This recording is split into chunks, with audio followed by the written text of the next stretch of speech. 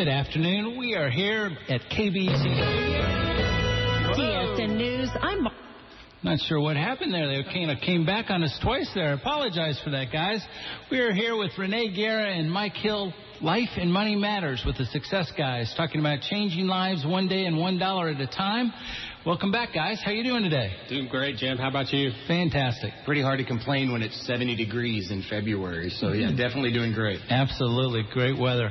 Hey, a quick question for you. From last week's show, we had a great time. We introduced our listeners to the whole concept of Life and Money Matters. And what we were trying to do here is trying to improve our listeners' outlook and give them some good guidance and everything.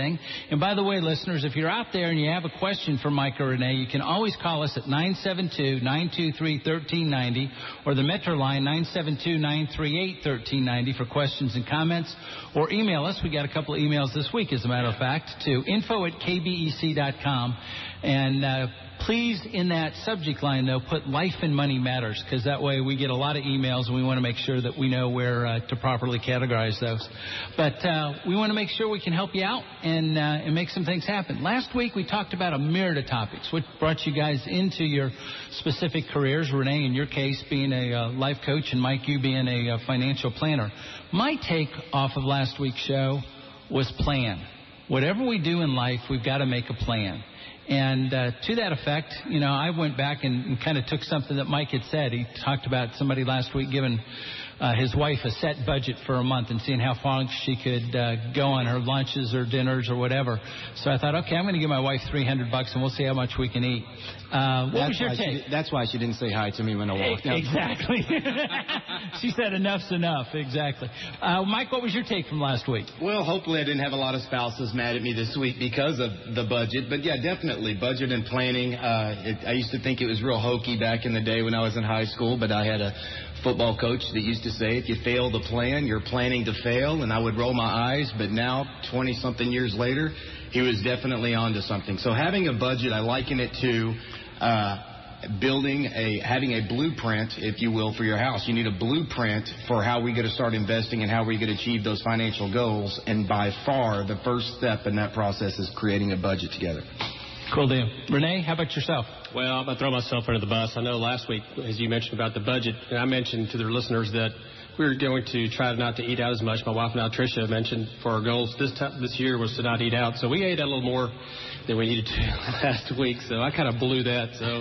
But my takeaway last week was about fear. One of the things that Jim asked me was, what does fear mean? And I think a lot of that was, a lot of people have this idea that fear is really kind of a false evidence appearing real. So, you know, what that can do is it can tell the listener that you're right at the edge of your comfort zone. So when fear is there and you don't want to have a conversation with someone because of the fear of how they may react, or if you want to, you know, the fear of spending money because you're afraid someone's going to get upset with you. But I really like the way Brandon Burchard, he's a big-time trainer out in the market, and the way he looked at fear, when you take the acronym FEAR, you spell it out, F-E-A-R, he likes to look at it as more of a positive, feeling ready and excited. And I think that really helps out if the listeners take that approach instead of just thinking of fear being the way it is being scared. You know what I mean, Mike? Absolutely. But, you know, that was my takeaway, Jim. Good deal. Hey, let's get into this week's show. One of the things we talked about with our listeners was this whole concept of laying out a 5 to 6 week plan for them and trying to get them from this state of, okay, I'm kind of in euphoria, it's the start of the new year, but now where do I go with this whole thing? How do I make it happen? We talked about the whole concept of taking 100% responsibility for your lives. And I guess my starting point with that is, what does taking 100% responsibility for your life really mean? Where do you start? Renee? That's taking 100% accountability for every area of your life. That means whatever you've achieved in your life today or where you're at in your career, that's the decisions that you've made. Also the results of those decisions. But, you know, also the quality of relationships. What kind of relationships do you have with your children, your spouse, your family, and your friends? Because it's again, taking 100% responsibility of the reactions yet. Also health and fitness, the income, how much debt do you have, how much money are you making? And the feelings. Everything is really based on 100% responsibility of how we react to things, Jim. Cool. Mike?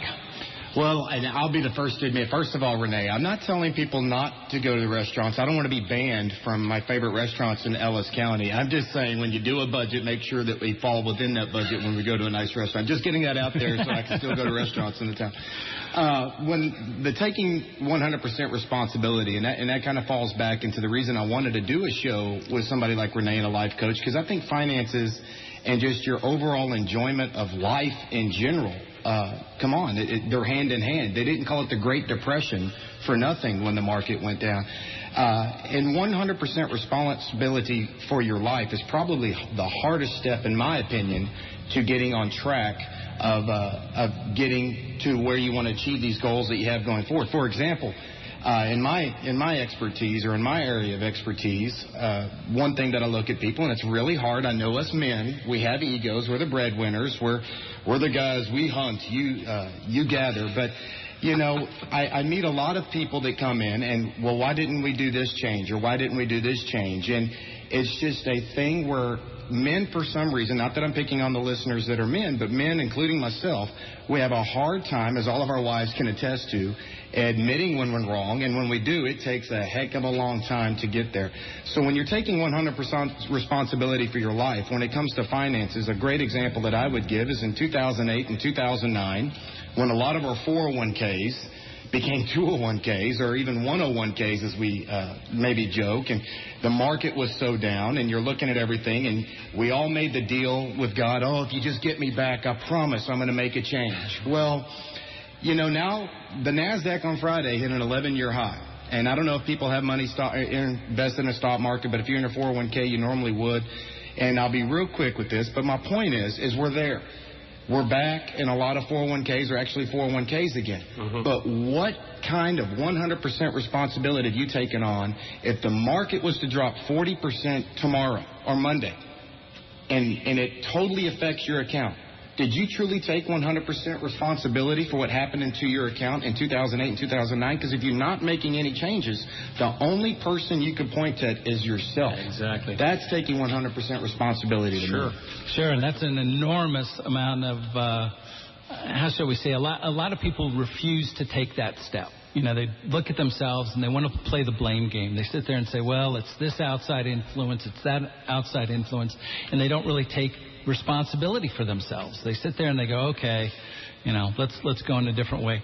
Renee, take me through some actual examples, I guess, and things that you've actually seen in your career that have led you to the 100% responsibility and making that the foundation for changing your life. Well, think about the New Year's resolutions that people make. I mean, you hear about people going to the gym.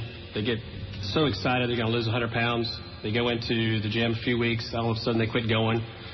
That's taking 100% responsibility. I mean, if you look at the junk food, you say you're the one that ate the junk food. You're the one who quit working despite making a New Year's resolution to do that as far as working out.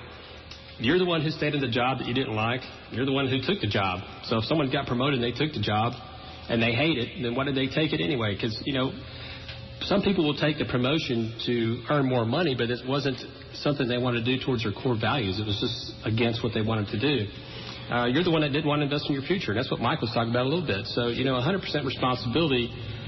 I see a lot of people that just get into the blame game. And as you mentioned, they get into the circle of the negativity and talk about blaming the economy, blaming their parents, or blaming their family, blaming their spouses, you know, because there's marriages out there where someone will maybe watching too much TV and they look back and say, well, I wonder how come my spouse is not talking to me anymore, because they're stuck in front of the TV all the time. Sure. Or they don't have enough time to manage their business.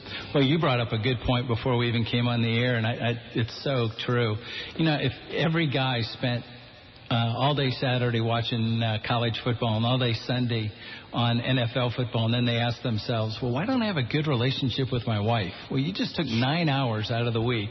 You stared at the boob tube, and you're sitting there going, okay, what am I getting out of this relationship? Sure. And yet you're not communicating with your other half or your other spouse.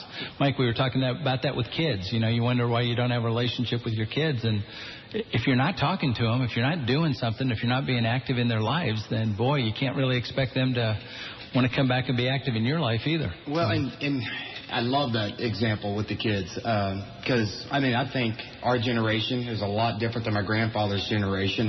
Define our generation. Well, I'll just say 30s to 50s range there. Maybe not quite the baby boomer generation, but I grew up, when I would go and the weekends came into a family that had separated parents, and when I would go and see my dad, he was so driven in the 80s with the stock market, et cetera, that it was good to see you, son. Maybe we'll go to a restaurant. Maybe we won't if Dad has time. But I got to start work on Sunday to get ready for the stock market rally or crash that we may have on Monday.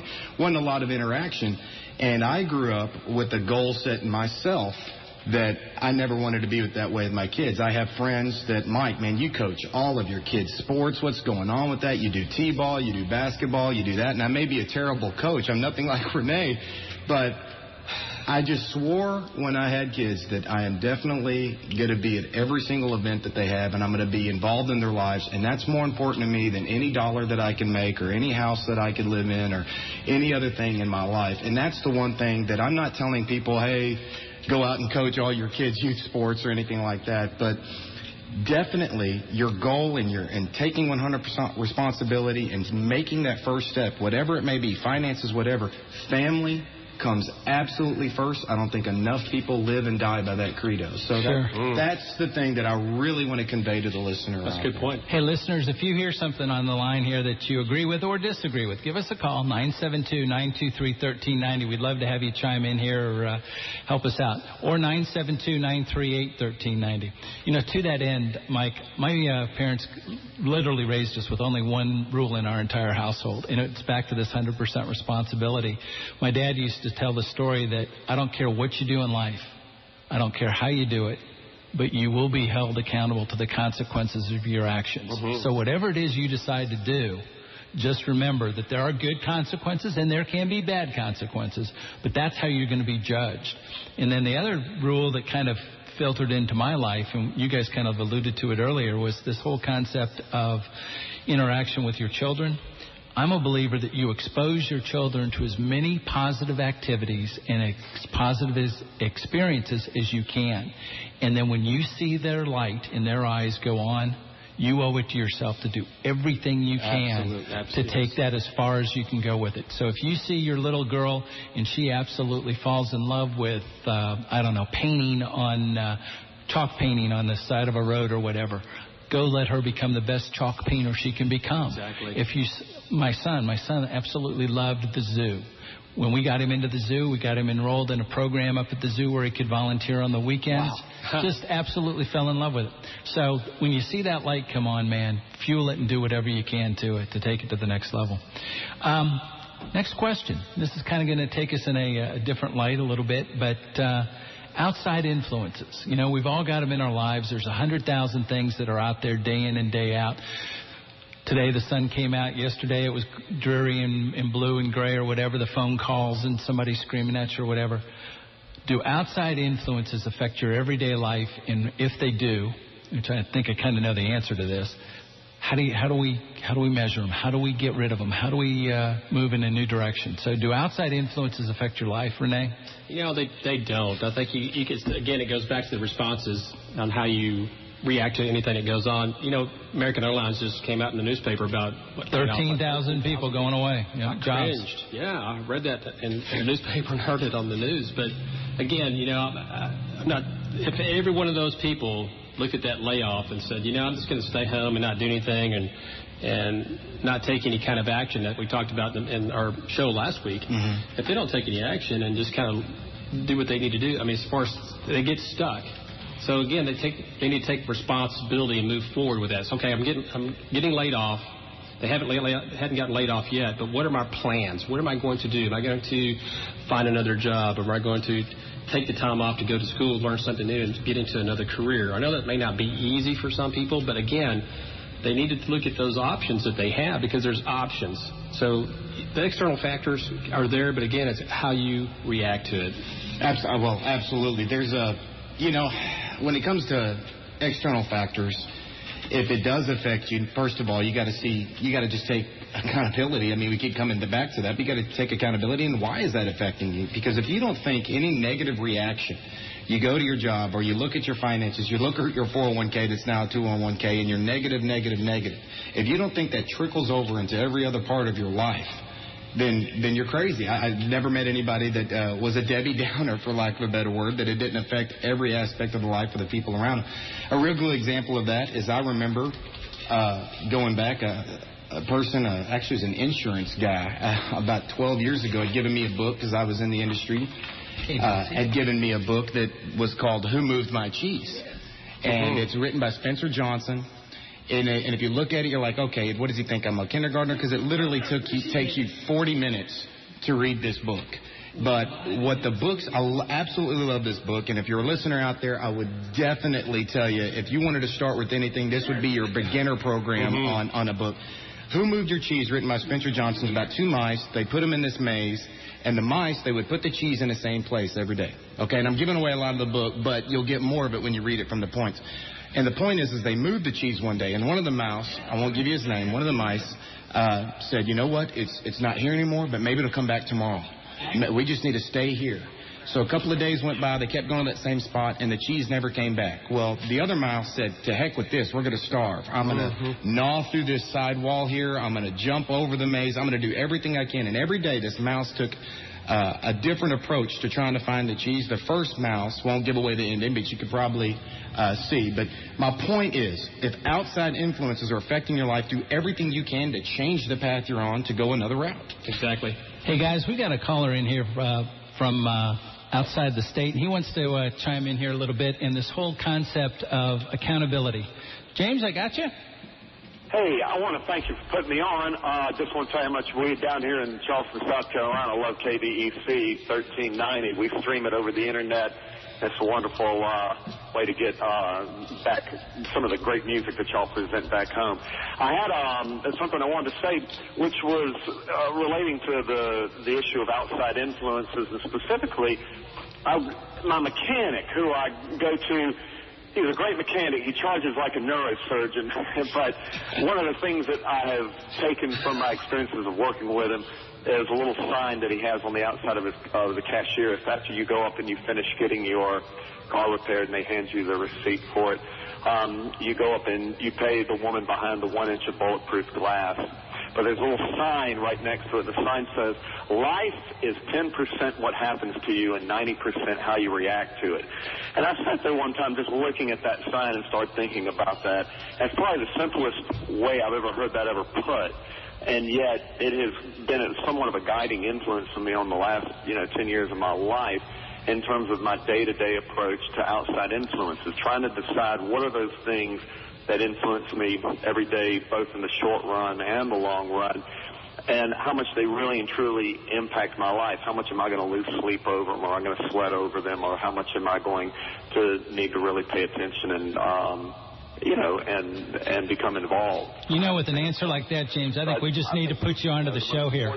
That is trying to get a better perspective, or trying to get a better way of evaluating what are the things that really and truly influence your life, both in a positive and negative way, versus the things that you are just wasting time over worrying about. Hey, great points. With insight like that, James, we're going to just let you do the show every Saturday if you don't mind calling in, brother. I appreciate it, but no, it's kind of funny that you would get words of wisdom of that nature put in such a simple form. Well, he does charge like a neurosurgeon. Place such as an automobile garage. And yet it really is something that just, the more I thought about it, the more I said, that's just one of those keys of life, it seems to me. Hey, thank you for the phone call. Appreciate your insight. Thank you, James. Thank you very much. Hey, have a good one, buddy. Bye-bye. Bye-bye. James had a good point. I will say this, and I know we're up against it here, Jim, but, I say this even with my daughters.